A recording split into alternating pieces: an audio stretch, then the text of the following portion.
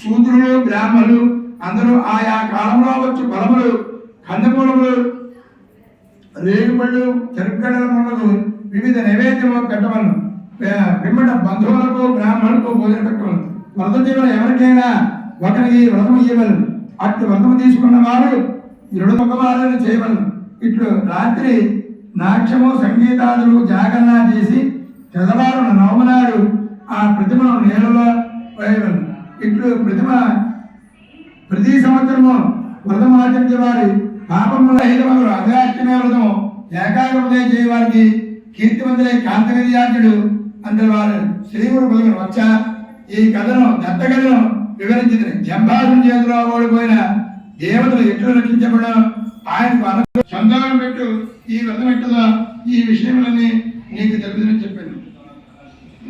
व महान तपस्वी पुत्राचे नाव महायोगी दत्तात्रेय असून तो साक्षात श्री विष्णूचा अंश होता. त्याचे नाव अनघ असे होते. सर्व ब्रह्मगुणांनी युक्त लक्ष्मी रूप अनघादेवा नावाची त्याची पत्नी नेहमी त्याच्या बरोबर असे.